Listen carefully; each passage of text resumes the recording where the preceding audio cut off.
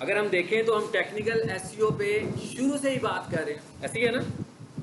जब हमने एसईओ शुरू की थी तो हम कुछ मॉड्यूल्स पढ़ रहे थे ऑन साइट एसईओ के और कुछ मॉड्यूल्स पढ़ रहे थे टेक्निकल के, मतलब कुछ बातें हम टेक्निकल एसईओ की करते थे कुछ। अब हम इस लेक्चर में इसको बिल्कुल आप समझ लो कि एक ही लेक्चर में समराइज करेंगे टेक्निकल एसईओ को, कि भाई टेक्निकल एसईओ में क्या काम होता है या हमें क्या काम करना है। बेसिकली ये वही सब कुछ होगा जो हम पढ़ के आए हैं, लेकिन अब हम इसको जरा समराइज करने लगे। Number 1, technical SEO, on site SEO. On site SEO नाम से ही पता लग रहा है भाई, वेबसाइट पे जो चेंजेस कर रहे हैं on site SEO. Technical SEO का क्या मतलब है कि जो टेक्निकल ग्राउंड्स पर हम चीजें देखते हैं, जैसे मैंने कहा था भाई 404 एरर तो नहीं आया हुआ, पेज क्लिक करें किसी और जगह पर चला जाता है जहां पर कुछ होता ही नहीं है। सो ये टेक्निकल पॉइंट है इसका। आपकी वेबसाइट को यूजर खोलता है, आपकी वेबसाइट खुलती नहीं है, इसका मतलब क्या हुआ, ये टेक्निकल पॉइंट है। इस टेक्निकल प्रॉब्लम को हमने कैसे रिजॉल्व करना है, ये चीजें किस में आती हैं, ये टेक्निकल एसईओ में आती हैं। तो सबसे पहले तो हम ये देखते हैं कि टेक्निकल एसईओ में जो सबसे पहली चीज है देखने वाली वो क्या होती है, वो है क्राउलेबिलिटी, यानी कि क्राउलिंग। यही बात हम कर रहे थे ना, हम शुरू से ये बात कर रहे हैं कि भाई अगर आपकी वेबसाइट क्राउल होगी तो आगे जाएगी ना। यानी इतने सारे स्टूडेंट्स बैठे हुए, अब इनमें से अगर फॉर एग्जांपल मैं सिर्फ 10 स्टूडेंट्स को कंसीडर करूंगा तो इसका मतलब क्या हुआ, मैं 10 स्टूडेंट से क्विज लूंगा, मैं 10 स्टूडेंट से वाइवा लूंगा, मैं 10 स्टूडेंट से पेपर लूंगा और हो सकता है कि मैं 10 को ही सर्टिफिकेट इशू करूं, ऐसे ही है। बाकियों को मैं कंसीडर ही नहीं कर रहा। क्यों नहीं कर रहा भाई, कोई ना कोई टेक्निकल पॉइंट होगा उसका। मे भी मुझे लगता हो कि वो इंटरेस्टेड नहीं है, ये भी हो सकता है कि मे भी वो सारे वो लोग हों जो स्टूडेंट्स के फ्रेंड्स हों और वो इस कॉलेज में इनरोल ही ना हुए हों, या वो लोग हों जो इस क्लासरूम का जो स्टैंडर्ड है, जो हमने क्राइटेरिया बनाया हुआ है क्लास पढ़ने के लिए, वो उसको पूरा ना कर रहे हो। तो इसका मतलब क्या हुआ, हम उसे कंसीडर नहीं करेंगे। सेम इसी तरीके से गूगल भी किसे कंसीडर नहीं करेगा जो गूगल के अगेंस्ट जाएगा। अगर तो आपका कंटेंट डुप्लीकेट होगा तो गूगल कंसीडर नहीं करेगा भाई। अगर आपका कंटेंट डुप्लीकेट कंटेंट होगा तो गूगल उसे कंसीडर नहीं करेगा, वो कहेगा भाई ये तो किसी और की वेबसाइट है, आपने पूरी की पूरी फोटोकॉपी कर दी है इसको, तो इसको मैं रैंक तो नहीं करूंगा। वो वेबसाइट तो होगी, मतलब www के साथ वो वेबसाइट खुलेगी, खुलने में से कोई प्रॉब्लम नहीं है, मगर वो वेबसाइट रैंक नहीं होगी, यानी सर्चेज में नहीं आएगी। मगर कोई बंदा नाम लिखेगा तो वो वेबसाइट खुल जाएगी। मैं किसी को व्हाट्सएप पे लिंक भेजूंगा, उस लिंक पे क्लिक करेगा तो भी वेबसाइट खुलेगी। लेकिन अगर कोई बंदा सर्च करेगा कीवर्ड्स के साथ तो वो वेबसाइट रैंकिंग में नहीं आएगी। तो इसका मतलब क्या हुआ कि हमारी सबसे पहली ख्वाहिश क्या है, जब हम एसईओ करते हैं तो हम सबसे पहले क्या चाहते हैं कि भाई वेबसाइट क्राउलेबल हो। ये चाहते हैं ना भाई, वेबसाइट क्राउल होगी तो ही गूगल उसे कंसीडर करना शुरू करेगा। अब क्राउल होती है, आप अक्सर गूगल पे जाते हो तो गूगल पे एक फीचर होता है ना ऑटो कंप्लीट का, आप जैसे ही कुछ टाइप करते हो कितना कुछ लिखा हुआ नजर आ जाता है, ऑटो कंप्लीट का फीचर होता है वो। तो एक्चुअली वो ऑटो कंप्लीट, कभी आपने सोचा है एक्चुअली है क्या चीज वो जो ऑटो कंप्लीट है वो कर कैसे लेता है, उसके बाद क्या साइंस है ऐसी कि मैं अभी लिख भी नहीं रहा, पूरा लिखा भी नहीं है और उसको समझ में आ गया कि मैं क्या लिखना चाह रहा हूँ, यही समझ में आ जाता है ना उसको। जैसे मैं लिखूंगा फ्री कंप्यूटर तो आगे लिखेगा कोर्सेज, तो उसको समझ में आ गया ना कि भाई मैं क्या लिखना चाह रहा हूँ, मैं क्या कहना चाह रहा हूँ। एक्चुअली हो क्या रहा है कि जो जो लोग सर्चेस कर रहे हैं वो सारी की सारी सर्चेस को अपने पास सेव करता जा रहा है, उसकी इंडेक्सिंग कर रहा है। जैसे आपकी बुक होती है, बुक के बाहर एक पहला सफा होता है जो इंडेक्स पेज होता है, उस पर लिखा होता है कि भाई चैप्टर नंबर 1 इस पेज से शुरू हो रहा है, चैप्टर नंबर 2 इस पेज से शुरू हो रहा है, तो इंडेक्सिंग हुई हुई है ना। इसी तरह हमारी वेबसाइट्स की भी इंडेक्सिंग हो जाती है, लेकिन इंडेक्सिंग होने के लिए जो पहला क्राइटेरिया है वो क्या है, क्राउलेबिलिटी। भाई क्राउल होगा तो इंडेक्स होगा ना। जो चीज क्राउल ही नहीं हो रही है, जैसे मैंने भी आपको एग्जांपल दिया स्टूडेंट्स की, तो स्टूडेंट्स तो 50 बैठे हुए हैं लेकिन मैं सिर्फ 10 को ही कंसीडर कर रहा हूं, तो इसका मतलब क्या हुआ कि इंडेक्स कितने स्टूडेंट्स हो रहे हैं, 10। इंडेक्सिंग कितने स्टूडेंट्स की मैं कर रहा हूँ, सिर्फ 10 स्टूडेंट्स की इंडेक्सिंग कर रहा हूँ, बाकियों को तो मैं कंसीडर ही नहीं कर रहा हूँ, इसलिए कि मैं क्राउल ही 10 स्टूडेंट को कर रहा हूँ, बाकियों को मैं किसी भी वजह से क्राउल नहीं कर रहा हूँ। तो एक हमारे पास जो पहला फैक्टर है वो क्या है कि आपकी वेबसाइट को क्राउलेबल होना चाहिए। आपकी वेबसाइट क्यों क्राउलेबल नहीं होगी, नंबर 1 कि आपकी वेबसाइट डुप्लीकेट है, आपकी वेबसाइट इन्फेक्टेड है, या आपने किसी की कॉपी की हुई है, या आपकी वेबसाइट का यूजर एक्सपीरियंस अच्छा नहीं है।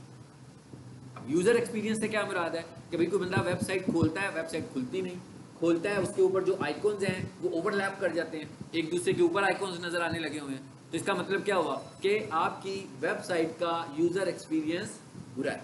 आपकी वेबसाइट, इसे बोलते हैं यूज़र एक्सपीरियंस बुरा होना। जैसे आप कोई वेबसाइट खोलो, ठीक है, जैसे मैं दराज की वेबसाइट खोलूँ और मैं माउस खरीदने लगा तो क्या होगा, माउस की तस्वीर नज़र आएगी, साथ में एक व्हाट्सएप का बटन भी बना हुआ है, वो माउस की तस्वीर के साथ जुड़ गया आके। क्लिक का बटन जो है वो भी माउस के साथ जुड़ गया, तो आपको अच्छा लगेगा?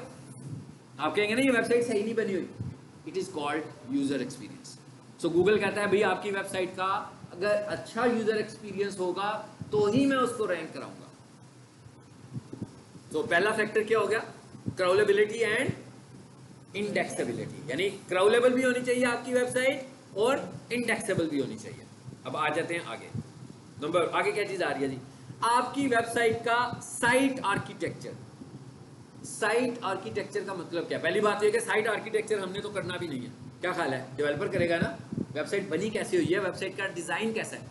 मिसाल के तौर पर जैसे मैं कहता हूँ भाई हमारे पास एक वेबसाइट है डिजिटल मार्केटिंग की, तो जब मैं नाम लेता हूँ डिजिटल मार्केटिंग तो हमारे पास दो बातें ध्यान में आती हैं, सर्विसेज और कोर्सेज। अब वहाँ पर क्या है, वहाँ पर एक प्रोडक्ट्स के नाम से एक पेज बना हुआ है जिसके अंदर सर्विसेज भी है और कोर्सेज भी है। अब हमने क्या किया, वो जो कोर्सेज वाला खाना है वहाँ पर हमने सर्विसेज लिख दी, और जो सर्विसेज वाला खाना है वहाँ पर हमने कोर्सेज लिख दिए, गड़बड़ हो गई। इसका मतलब है साइट आर्किटेक्चर आपकी वेबसाइट का ठीक नहीं बना। अच्छा, दूसरे नंबर पर क्या चीज़ आ रही है, एक्सएमएल साइट मैप। जो न्यू स्टूडेंट्स हैं उनको शायद मेरी उर्दू की तो समझ में आ रही होगी, ये चीज़ें समझ में नहीं आएंगी ज़्यादा। आप आज वो चीज़ पढ़ रहे हो जो आज एंड हो रही है, ठीक है। सो आपने सिर्फ ये देखना है कि आप आज के लेसन में कंफर्टेबल हो जाए। आपको एक्चुअली समझ तब आएगी जिस दिन हम नया मॉड्यूल स्टार्ट करेंगे और पहले टॉपिक को पढ़ा रहे होंगे, क्योंकि अब मैं अभी आपको साइट आर्किटेक्चर नहीं बता पाऊंगा, मैं आपको नहीं बता पाऊंगा एक्सएमएल साइट मैप, लेकिन जितने पुराने स्टूडेंट्स हैं इन सबको पता है कि हम क्या बात कर रहे हैं, ठीक है। सो आपने आज सिर्फ इसको एक दफ़ा सुन लेना है, आपको फ़ायदा ये होगा कि आप जरा ट्वाइस इसको पढ़ लोगे, तो जब आप नेक्स्ट टाइम इसे पढ़ोगे तो आपको अच्छी अंडरस्टैंडिंग मिलेगी और आप पीछे से इसको पढ़ेंगे। मुझे पीछे भी कुछ न्यू स्टूडेंट्स नज़र आ रहे हैं, ठीक है, सबको मैंने ये मैसेज दिया। अच्छा, XML site map, XML site map सबने पढ़ा था, देखा था ना हमने कहा था पहले देखना है भाई वेबसाइट का साइट मैप बना हुआ है कि नहीं बना हुआ, फिर हम साइट मैप बनाते हैं, फिर साइट मैप को अपलोड करते हैं, फिर सर्च कंसोल में सबमिट करते हैं। सो ये भी टेक्निकल एसईओ का फैक्टर है। फिर क्या आ गया जी, वेबसाइट स्पीड। वेबसाइट स्पीड से क्या मुराद है, वो जहां पर हमने पिछला लेक्चर एंड किया, ये है वेबसाइट स्पीड। वेबसाइट स्पीड का मतलब ये नहीं है कि भाई वेबसाइट मेरे मोबाइल पे इतनी जल्दी खुल जाती है तो मैं उसे कह दूं भाई जब आपकी वेबसाइट पहली दफ़ा बिल्कुल फर्स्ट टाइम किसी भी डिवाइस पे खुलेगी तो स्लो खुलेगी, सबको पता है। जब सेकंड टाइम खुलेगी तो वो स्पीड से खुल जाएगी। सो मतलब ये तो कोई क्राइटेरिया ही ना हुआ ना फिर वेबसाइट की स्पीड कैलकुलेट करने का, तो ये क्राइटेरिया नहीं है। हमें किसी टूल से स्पीड कैलकुलेट करनी चाहिए जो हमें बताया कि आपकी वेबसाइट की स्पीड ठीक है कि ठीक नहीं है। सो ये जो वेब कोर वाइटल्स थे ये हमें बताते हैं कि आपकी वेबसाइट की स्पीड अच्छी है कि आपकी वेबसाइट की स्पीड बुरी है, ठीक है। तो अगला फैक्टर क्या था जी हमारे पास, वेबसाइट की स्पीड। फिर आगे कौन सी चीज आ गई जिसको अभी हमने डिस्कस भी किया, डुप्लीकेट कंटेंट। कि भाई अगर आपकी वेबसाइट पर डुप्लीकेट कंटेंट है तो वो उसको भी क्राउल नहीं करेगा। जरा यहां पर सर्च कंसोल भी खोल लेते हैं। मैं सर्च कंसोल लिख रहा हूँ, सब स्टूडेंट्स को बताना सर्च कंसोल ऐसे ही खोलते हैं। इसको स्टार्ट करते हैं।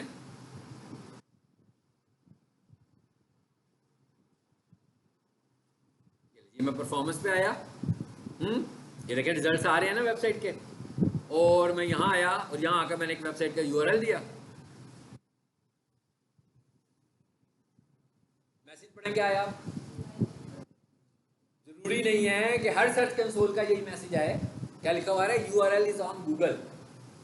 इसका मतलब क्या हुआ कि ये वेबसाइट क्राउल हो रही है, इंडेक्स भी हो रही है और क्राउल भी होने लगी हुई है।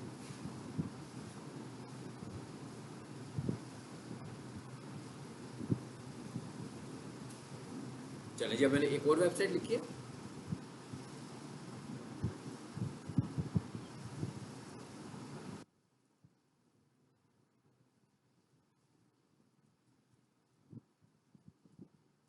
अगर तो मैंने यूआरएल ठीक लिखा है, यहाँ पर पेस्ट करके देख लेते हैं और इसको भी यहाँ पर एंटर करें। यूआरएल को यहाँ से कॉपी करो और यहाँ पे लाके पेस्ट करो, ज़रा देखते हैं ये क्या कहता है इसको।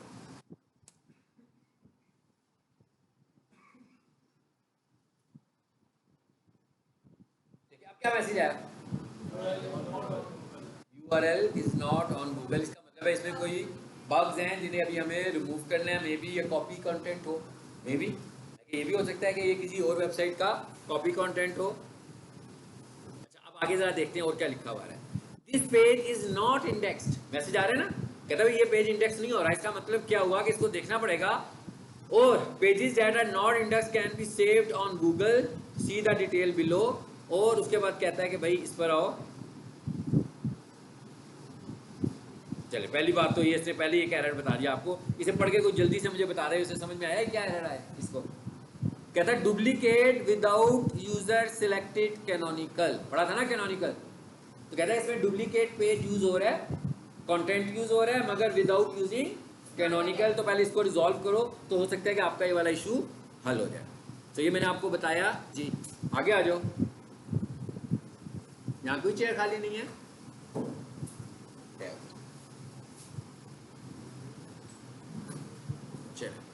अब वापिस आ जाते हैं जी। इसमें पता लग गया इसका भी, डुप्लीकेट की कॉन्सेप्ट भी समझ में आ गया। सिक्योरिटी, आपकी वेबसाइट सिक्योर भी है कि नहीं है। अच्छा आपकी वेबसाइट दो तरह से इन्फेक्शन में जाती है ना। एक है जैसे हम कहें ना कि हमारा घर सिक्योर नहीं है, तो एक तो हम कहेंगे कि घर में चोर आ गए, और एक क्या है कि हम कहीं चले गए और लॉक नहीं लगा कर गए। दोनों सूरतों में हम सिक्योर है ना। घर खुला छोड़कर चले गए फिर भी तो सिक्योरिटी नहीं है उसमें। तो यहाँ पर भी दो तरह की सिक्योरिटी है, एक है वायरस और एक है कि क्या आपका घर सिक्योर भी है, आपकी वॉल सिक्योर भी है कि कोई भी बंदा आपके घर के अंदर घुस सकता है। तो कोई भी बंदा आपके घर के अंदर घुस सकता है। इसके लिए हमने पढ़ा था, अगर आपको याद होगा, SSL, कि भाई SSL बाय करो, अपनी वेबसाइट पर SSL लगाओ, आपकी वेबसाइट क्या होगी, HTTPS। इसका मतलब क्या हुआ, आपकी वेबसाइट क्या होगी, सिक्योर। ठीक है, अगर आपकी वेबसाइट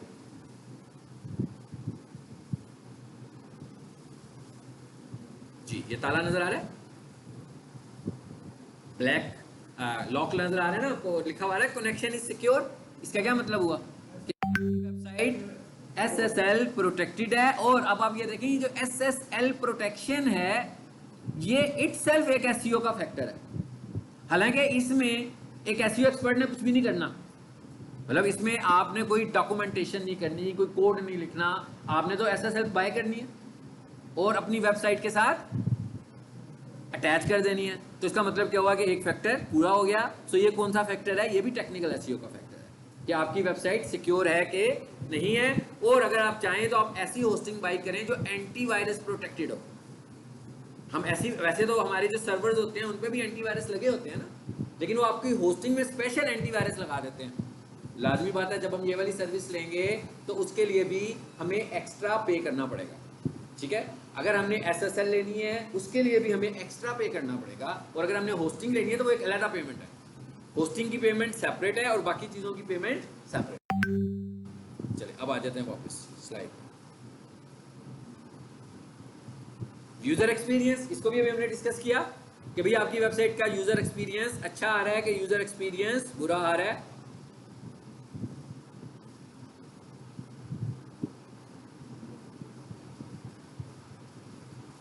जी, यहाँ लिखा हुआ है पेज एक्सपीरियंस। अब ये पेज एक्सपीरियंस का इशू नहीं है इसमें, देखा आपने, कह रहा भाई इसमें पेज एक्सपीरियंस का इशू नहीं है, गुड है। और अगर कोई पेज एक्सपीरियंस का इशू होता तो वो उस पेज को आइडेंटिफाई करता कि भाई इस पेज की वजह से पेज एक्सपीरियंस का इशू आ रहा है। हम उस पेज को देखते और फिर डेवलपर को बताते हैं कि भाई इसमें ये इशू आ रहा है। जो मैंने अभी आपको एग्जांपल दी, एक कॉमन इशू तो ये वाला होता है।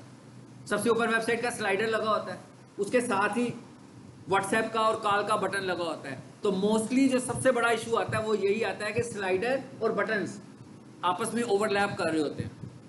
तो हम इस इशू को रिजॉल्व करवाते हैं। कैसे करवाएंगे, बटन्स को भी छोटा कर देंगे, स्लाइडर के साइज को भी उसे कहेंगे थोड़ा सा रिड्यूस कर दो, तो ये वाला हमारा इशू रिजॉल्व हो सकता है। जी आ जाते हैं नीचे आप जरा। अब आप देखते जाइएगा, अब आपके सामने वही सारे फैक्टर्स आएंगे। ये आगे कोर वेब वाइटल्स। अब आई स्पीड की बात, इसको आखिर में पढ़ेंगे और नीचे आए। ये क्या आ गया, SSL ठीक है, कुछ आप भी बोलते जाना कि फैक्टर्स हैं, अगर आपको नजर ना आए यहाँ पे तो वो आपने बताने हैं मुझे। क्राउल एरर्स, कि क्राउल हो रहा है वेबसाइट के नहीं हो रही है, हमने ऊपर देख लिया। रीडायरेक्ट पढ़ा था ना, रीडायरेक्ट 301 और 302। 301 बहुत इंपॉर्टेंट होता है जी। नेविगेशन मेन्यूज, के आपके जो नेविगेशन मेन्यूज बने हुए हैं वो कैसे बने हुए हैं, आपकी वेबसाइट की कैटेगराइजेशन, जो भी मैंने थोड़ी देर पहले बात की है कि कैटेगराइजेशन ठीक हुई हुई है। यूआरएल स्ट्रक्चर, यूआरएल स्ट्रक्चर का क्या मतलब है कि भाई आपका जो यूआरएल नेमिंग है वो भी आपकी कीवर्ड बेस्ड है कि कीवर्ड बेस्ड नहीं है, आपको यूआरएल नेमिंग भी कीवर्ड बेस्ड करानी चाहिए। और फिर क्या आ गया जी, इंटरनल लिंकिंग। इसका क्या मतलब है कि आपने अपनी वेबसाइट के अंदर इंटरनल लिंक्स बनाए हुए हैं, मिसाल के तौर पर होम पेज, उसके बाद हमारा कोर्सेज का पेज है, तो मैं कहता हूँ भाई डिजिटल मार्केटिंग का कोई बंदा पेज पढ़ रहा हो तो वहां पर एक लिंक हो, उस पर क्लिक करे तो कहाँ पे आ जाए वापस, वेबसाइट के होम पेज के ऊपर। तो ये इंटरनल लिंकिंग हुई ना, एक्सटर्नल लिंकिंग तो ना हुई। एक्सटर्नल लिंकिंग क्या है कि मेरी वेबसाइट के ऊपर एक लिंक है, मैं उस पर क्लिक करूँ तो मेरे फेसबुक पर चला जाए, या मेरे फेसबुक पेज के ऊपर एक पोस्ट लगी हुई है, जब मैं उसकी डिस्क्रिप्शन में जाता हूँ वहां पर एक लिंक है, उस पर क्लिक करें तो हम कहाँ आ जाए, वेबसाइट पर आ जाए। तो ये कौन से हैं, एक्सटर्नल लिंक। हमारी वेबसाइट में इंटरनल लिंकिंग भी होनी चाहिए और हमारी वेबसाइट में एक्सटर्नल लिंकिंग दोनों होनी चाहिए। रोबोट्स की फाइल, ये वो सर्विसेज हैं जो आपने टेक्निकल एसईओ की कैटेगरी में लोगों को प्रोवाइड करनी है, जिनको भी हम डिस्कस कर रहे हैं, आज समराइज कर रहे हैं, एक लेसन में देख रहे हैं कि हमें पता लग जाए कि भाई एक्चुअली हमने कौन कौन सी सर्विसेज देनी है। ठीक हो गया। उसके बाद एक और चीज थी कैनोनिकल, पढ़ा था ना हमने कैनोनिकल, कि भाई कैनोनिकल आपकी वेबसाइट पे होना चाहिए। जो भी हमने इशू भी देखा है, एक वेबसाइट का इशू भी कैनोनिकल का ही आया हुआ है, तो वो कहता है भाई डुप्लीकेट यूज हुआ हुआ है विदाउट कैनोनिकल, तो आपने जो डुप्लीकेट यूज किया हुआ है उसको ठीक कर लो। और एक डुप्लीकेट तो सबको पता है, आप डुप्लीकेट करो या ना करो, भाई एक डुप्लीकेट क्या होता है, www.abc.com और www.abc.com/index.html, कि भाई ये जो abc.com है एक्चुअली वो कौन सी फाइल से चल रही है, इंडेक्स की फाइल से चल रही है। तो अब कोई बंदा index.html लिखे, कोई बंदा abc.com लिखे, दोनों तरह लिखने से क्या, तो डुप्लीकेट हो गए ना, दो पेजेस हो गए। तो कहता भाई मुझे बता दो इन दोनों में से असल वाला कौन सा है और कॉपी वाला कौन सा है।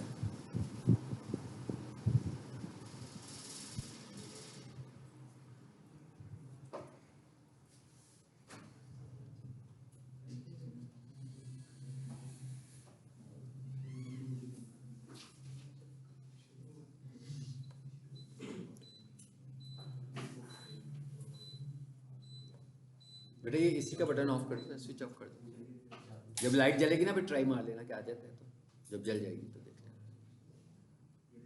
इसे भी ऑफ कर दो, बटन ऑफ कर देना, थोड़ी देर में चला लेते हैं।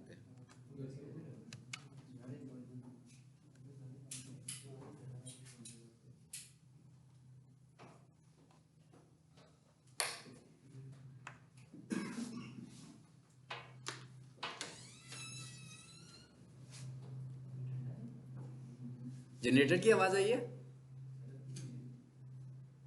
आ गई है। ये शीशा खोल देना, अब जरा हवा आती रहेगी पीछे से, क्योंकि मेरा हाल एसी नहीं ऑन होगा।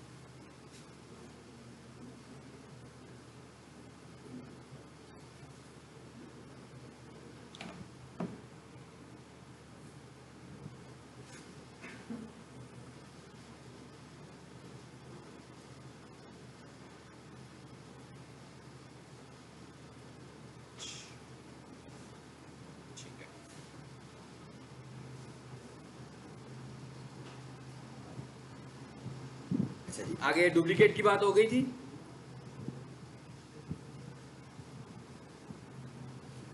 थ्री 301 रीडायरेक्ट, कैनोनिकल, ये सब क्या है हमारे पास, टेक्निकल एसईओ के फैक्टर्स हैं। तो ये हमने कंप्लीट किया। अब जरा वापस आ जाते हैं कोर वेब वाइटल्स पे।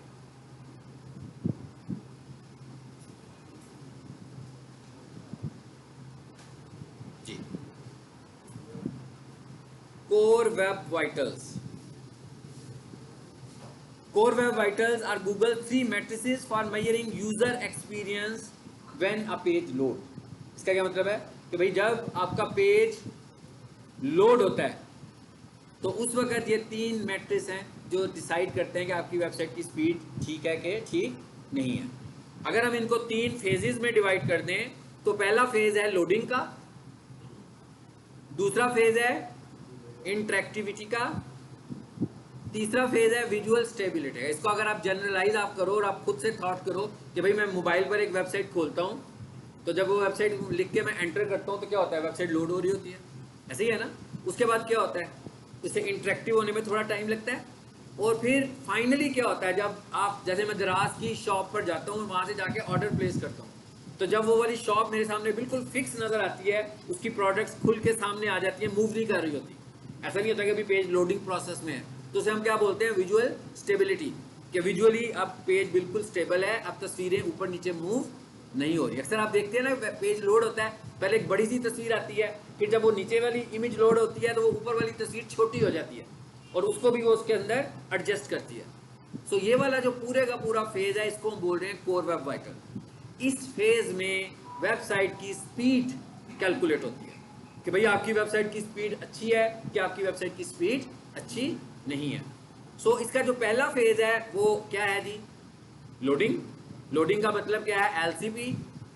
एलसीपी के लिए मैंने आपको कल भी एक स्लाइड दिखाई थी ना, क्या था उसमें बोला, एक टर्म मैंने इस्तेमाल की थी, क्या नाम लिया था,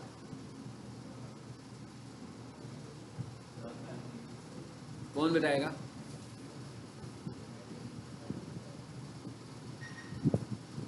शाबाश, बोले कोई।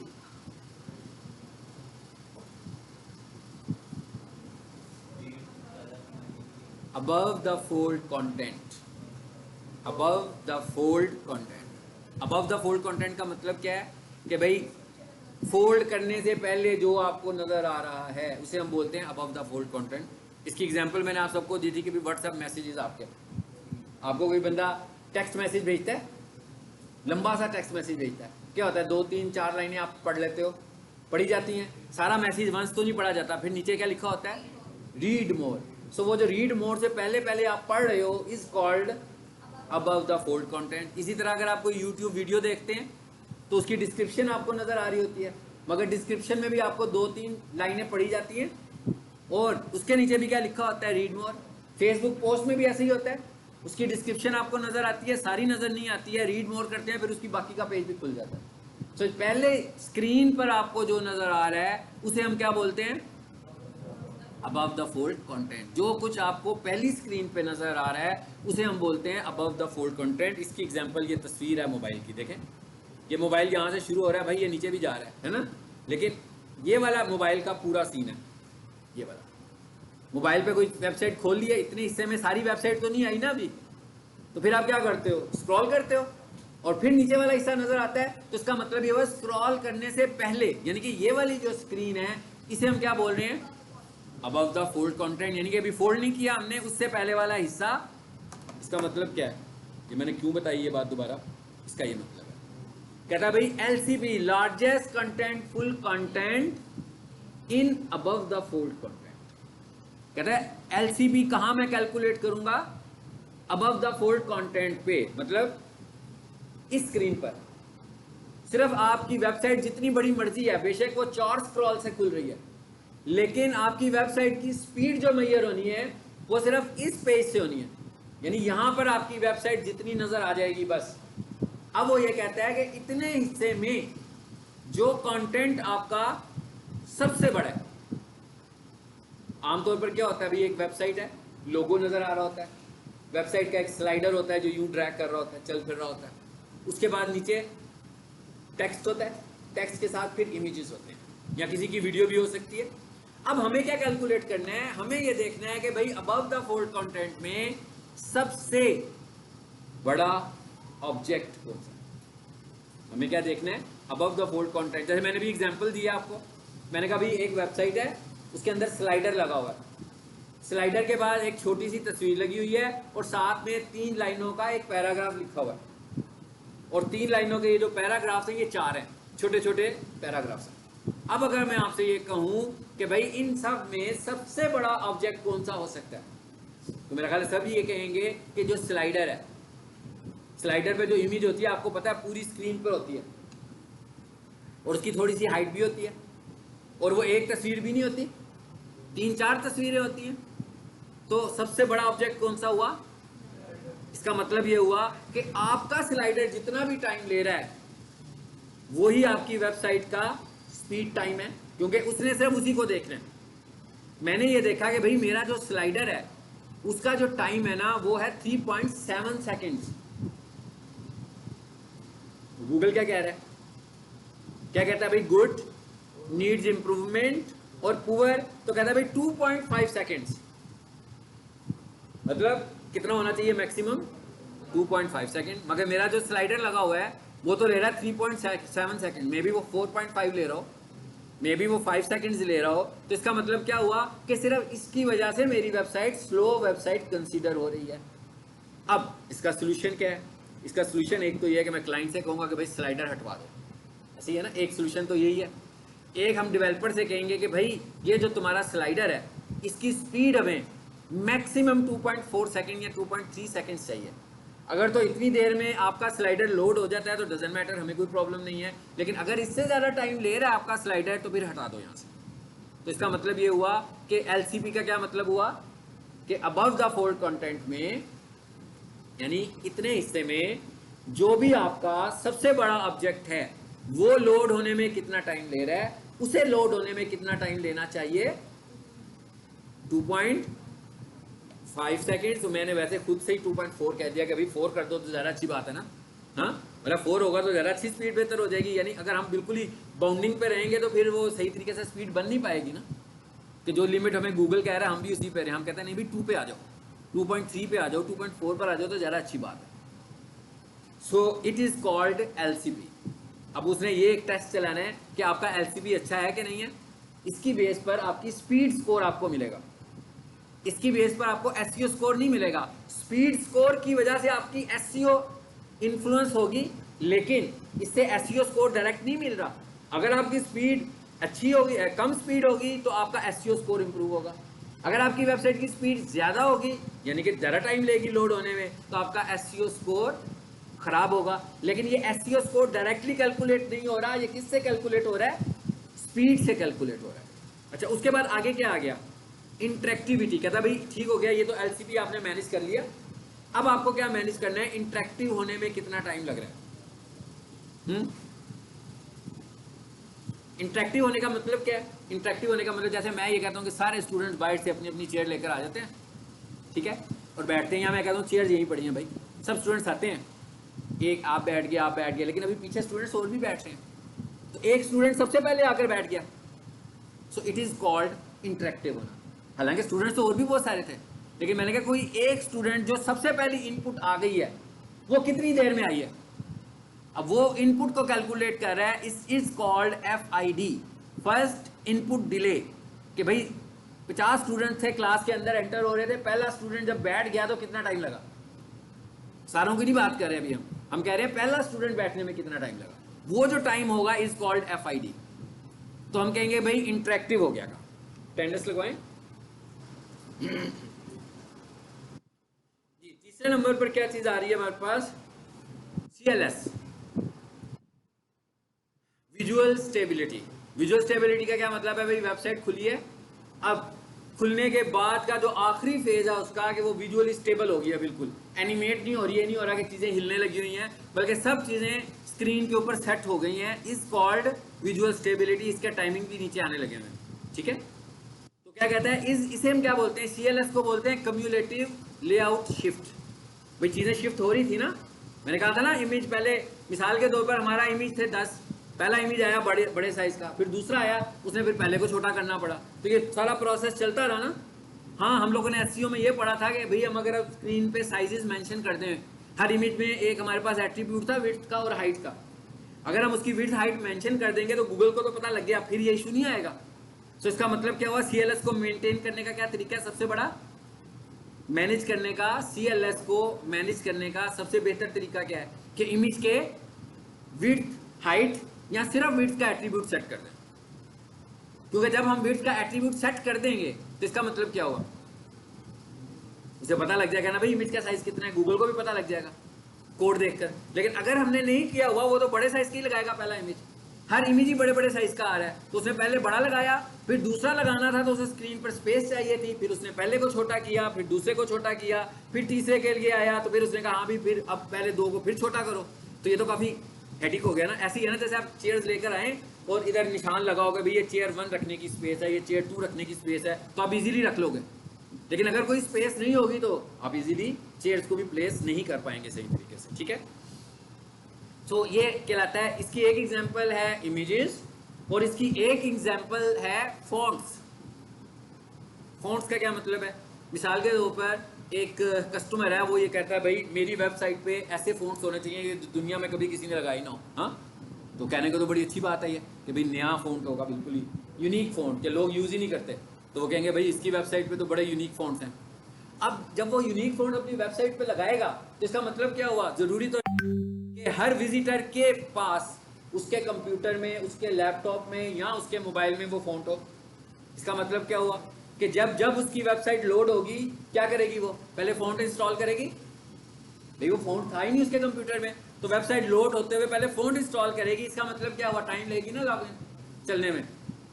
तो हमें क्या पता लगा कि हमें क्या करना चाहिए, सिस्टम फॉन्ट्स के साथ अपनी वेबसाइट को बनाना है, ताकि हमें ये हो कि भाई ये जो फॉन्ट्स हम यूज करने जा रहे हैं ये फॉन्ट्स ऑलरेडी हर मशीन में पहले से मौजूद हैं। अब अगर आप इस तरह के यूनिक फॉन्ट्स लगाओगे तो भी वो उसे लोड करने में टाइम लगाएगा। सो इसकी वजह से आपका सीएलएस बढ़ेगा। सीएलएस फॉन्ट्स की वजह से बढ़ता है और सीएलएस इमेजेस की वजह से बढ़ता है। अगर इमेजेस के साइज स्पेसिफाइड ना हो तो इसका मतलब क्या हुआ कि हमारी रिकमेंडेशन क्या होगी कि भाई इमेजेस की को बैलेंस करें। जरूरी नहीं है कि आप विड्थ और हाइट दोनों मेंशन करें, आप विड्थ भी मेंशन कर लोगे तो गूगल को साइज का पता लग जाएगा कि उसे कितनी स्पेस की जरूरत है, क्योंकि इट इज नॉट पॉसिबल कि हम हर किसी की विड्थ और हाइट एक जैसी रखें। हाँ, जैसे एक ये प्रोडक्ट है और एक ये प्रोडक्ट है और एक लैपटॉप है। अब अगर मैं ये कहूँगा भाई स्केयर साइज रख दो तो ये इनकी स्ट्रक्चर चेंज होगा ना। हो सकता है कि ये ठीक तरीके से नजर भी ना आए, ये रीशेप हो जाए और कस्टमर आपसे कहे कि भाई ये तो बड़ा अजीब से तरीके से नजर आ रहा है, ये तो पहचाना ही नहीं जा रहा कि ये मोबाइल है कि क्या चीज़ है। ठीक है, ये तो स्केयर शेप की कोई चीज़ नजर आ रही है, या माउस तो मेरा लंबाई में माउस है, ये तो स्केयर में नजर आ रहा है लोगों को, तो लोगों को नहीं समझ में आ रहा, अच्छा नहीं लग रहा, इसको ठीक करो। तो इसका मतलब ये हुआ कि हम जरूरी नहीं है कि विड्थ और हाइट दोनों को मैनेज करें, हम किसी एक चीज़ को भी मैनेज कर सकते हैं। सिर्फ विड्थ को कर लें या सिर्फ हाइट को कर लें। जब आप सिर्फ विड्थ को करे हुए तो रीशेप नहीं होगा, डी शेप नहीं होगी चीज़। एक चीज़ चेंज करोगे तो उससे आपकी प्रोडक्ट की शेप खराब नहीं होगी। ठीक है जी, ये हमारा एसईओ का जो लेसन था, यहाँ पर ऑन साइट एसईओ और टेक्निकल एसईओ हमारी कंप्लीट होगी। इंशाल्लाह एक हमारा आखिरी लेक्चर होगा introduction to link building. Link building strategy क्या होती है, गेस्ट पोस्टिंग क्या होती है, कैसे करते हैं, ठीक है। और लेकिन इसका ताल्लुक गूगल से नहीं है। लिंक बिल्डिंग मॉज का स्टैंडर्ड है, मतलब एक दूसरी ब्रांड है उसका स्टैंडर्ड है। उससे हम क्या करते हैं, हम अपनी वेबसाइट्स की अथॉरिटीज़ को इम्प्रूव करते हैं। कीवर्ड की सर्चिंग में, विजिबिलिटी में उसका रोल नहीं है। कीवर्ड विजिबिलिटी में ऑन साइट एसईओ और टेक्निकल एसईओ। अगर हम यूं कंपैरिजन करें कि एक वेबसाइट है उसकी लिंक बिल्डिंग हुई हुई है और एक वेबसाइट है उसकी ऑन साइट और टेक्निकल एसईओ हुई हुई है, तो भाई रैंक कौन सी वेबसाइट करेगी? रैंक ऑन साइट एसईओ और टेक्निकल एसईओ वाली वेबसाइट करेगी। अगर हम उसका अथॉरिटी स्कोर देखेंगे तो अथॉरिटी स्कोर जो है वो लिंक बिल्डिंग वाली वेबसाइट का अच्छा होगा। लेकिन इसके लिए हमें काफ़ी एफर्ट भी करनी पड़ेगी और काफ़ी सारे लिंक्स, कुछ फ्री लिंक्स यूज़ करेंगे, कुछ लिंक्स हमें परचेज भी करने पड़ते हैं। पाकिस्तान के बाहर लोग अथॉरिटीज़ बढ़ाने पे काम करवाते हैं।